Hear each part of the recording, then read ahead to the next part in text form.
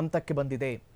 ಕಾರಣ ಇವತ್ತು ಯೆಮನ್ ದೇಶ ಆಗಿರಬಹುದು, ಬೇರೆ ಬೇರೆ ದೇಶಗಳಾಗಿರಬಹುದು, ಇವರು ಇರಾನಿಗೆ ಬೆಂಬಲವನ್ನು ನೀಡುವಂತಹ ಪ್ರಯತ್ನಕ್ಕೆ ಹೋಗ್ತಾ ಇದೆ. ಕಾರಣ ಜಾಗತಿಕ ಮಟ್ಟದಲ್ಲಿ ಇವತ್ತು ಪ್ರಪಂಚದಾದ್ಯಂತ ಪೆಟ್ರೋಲಿಯಂ ಕೊರತೆ ಆಗಿರುವ ಕಾರಣಕ್ಕೆ ಬೇರೆ ದೇಶಗಳು ಸಪೋರ್ಟ್ ಮಾಡ್ತಾ ಇದೆಯಾ ಅನ್ನುವಂಥ ಪ್ರಶ್ನೆ. ಇನ್ನು ಇರಾನ್ ಜೊತೆಗೆ ನಾವು ಯುದ್ಧಕ್ಕೆ ಧುಮ್ಮಿಕ್ತೀವಿ ಅಂತ ಯೆಮೆನ್ನ ಅನ್ಸಾರ್ ಅಲ್ಲಾ ಸಂಘಟನೆ ಘಂಟಾಘೋಷವಾಗಿ ಹೇಳಿದೆ. ಇದೊಂದು ಕಡೆ ಪ್ರಪಂಚದ ಕಣ್ಣು ಇದೀಗ ಇದರತ್ತ ಗಮನವನ್ನು ಹರಿಸ್ತಾ ಇದೆ. ಕಾರಣ ಇದು ವಿಶ್ವಯುದ್ಧವಾಗಿ ಪರಿಣಮಿಸುತ್ತಾ, ಮೂರನೇ ವಿಶ್ವಯುದ್ಧವಾಗಿ ಪರಿಣಮಿಸುತ್ತಾ ಅನ್ನುವಂಥ ಪ್ರಶ್ನೆಗಳು ಇಲ್ಲಿ ಉದ್ಭವ ಆಗ್ತಾ ಇದೆ. ಯಾಕಂದ್ರೆ ಒಂದೊಂದೇ ದೇಶಗಳು ಇದೀಗ ಯುದ್ಧಕ್ಕೆ ಜಾಯಿನ್ ಆಗ್ತಾ ಇದೆ.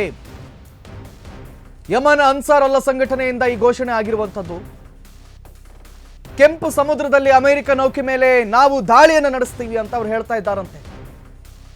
ಈ ಯುದ್ಧ ಎಲ್ಲ ಇಸ್ಲಾಮಿಕ್ ರಾಷ್ಟ್ರಗಳ ಯುದ್ಧ. ಅದಕ್ಕೆ ಅವರು ಉದಾಹರಣೆಯನ್ನು ಕೊಟ್ಟರು. ಏನು ಉದಾಹರಣೆ? ಗಾಜಾ ಅಥವಾ ಫೆಲಿಸ್ಟೈನ್ನ ಜನತೆಯನ್ನು ನಾವು ಬಿಟ್ಟುಕೊಡಲ್ಲ. ಅವ್ರ ಮೇಲೆ ಏನಾಯ್ತು ನೋಡಿ, ಅದರ ಪ್ರತಿಕಾರವನ್ನು ನಾವು ಇವತ್ತು ಇಸ್ರೇಲ್ ಮೇಲೆ ತೆಗೆದುಕೊಳ್ಬೇಕು ಅಂತ ಯೆಮನ್ ದೇಶ ಹೇಳ್ತಾ ಇದೆ. ವೆರಿ ಇಂಟ್ರೆಸ್ಟಿಂಗ್ ನೋಡಿ. ಈಗಾಗಲೇ ಯೆಮನ್ ಇದಕ್ಕೆ ಎಂಟ್ರಿ ಕೊಟ್ಟಾಯಿತು. ಒಂದು ಕಡೆಯಲ್ಲಿ ಇಸ್ರೇಲ್ ಆ್ಯಂಡ್ ಅಮೇರಿಕ ಇದೆ.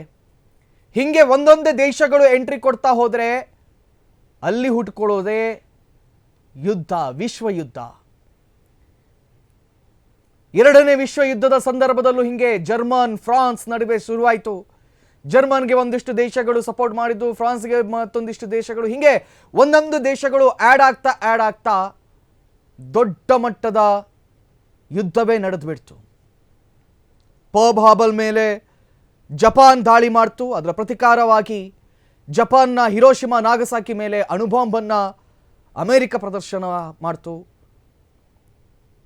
ಸೊ ಅದೇ ರೀತಿಯಲ್ಲಿ ಯುದ್ಧ ಆರಂಭವಾದರೆ, ಮೂರನೇ ವಿಶ್ವಯುದ್ಧ ಆರಂಭವಾದರೆ, ನಾನು ಬರೆದಿಟ್ಕೊಳ್ಳಿ, ನಾಲ್ಕನೇ ವಿಶ್ವಯುದ್ಧ ಮಾಡೋಕ್ಕೆ ನಮ್ಮ ಹತ್ರ ವೆಪನ್ಸ್ ಬಿಡಿ ಏನೇನೂ ಇರಲ್ಲ. ಕಲ್ಲು ಮತ್ತು ಇಟ್ಟಿಗೆಗಳಲ್ಲಿ ನಾವು ಯುದ್ಧವನ್ನು ಮಾಡ್ಕೊಳ್ಬೇಕಾಗತ್ತೆ.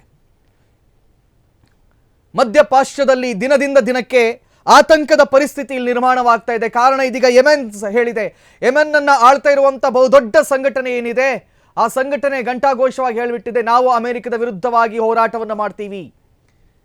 ಕೆಂಪು ಸಾಗರದಲ್ಲಿ ದಿ ಸ್ಟ್ರೈಟ್ ಆಫ್ ಹಾರ್ಮೋಸ್ ಅನ್ನು ದಾಟಿ ನಾವು ಯುದ್ಧವನ್ನು ಮಾಡ್ತೀವಿ, ಅಮೆರಿಕದ ಹಡಗುಗಳನ್ನು ಹೊಡೆದುರುಳಿಸ್ತೀವಿ ಅಂತ ಹೇಳ್ತಾ ಇದೆ.